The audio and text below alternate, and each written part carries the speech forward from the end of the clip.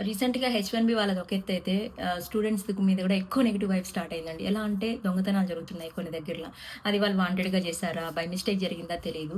మేము అలా షాపింగ్‌కెళ్ళిన తర్వాత మన మైండ్‌లో అలా ఉంది కదా! ఓకే. మనల్ని ఎక్కువ సెర్చ్ చేస్తున్నారని చెప్పేసి వాళ్ళు చేసిన దానికి కూడా నేను గిల్టీ‌గా ఫీల్ అయ్యాను. నిజంగా వాళ్ళు అలాగే చేస్తున్నారు. ఎక్కువ మన బిల్ ఎక్కువ సెర్చ్ చేస్తున్నారు.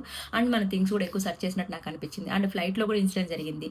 దానికి కారణం మన ఇండియన్ స్టూడెంటే అని. తన పేరు ప్రణీత్ కుమార్. తను ఏం చేశాడంటే ఫ్లైట్ మూవ్ అవుతున్న టైంలో ఇద్దరు 17 కిడ్స్ మీద సడెన్‌గా లేచి ట్యా ఫోర్క్ తీసుకొని స్టాబ్ చేశాడనమాట తల మీద.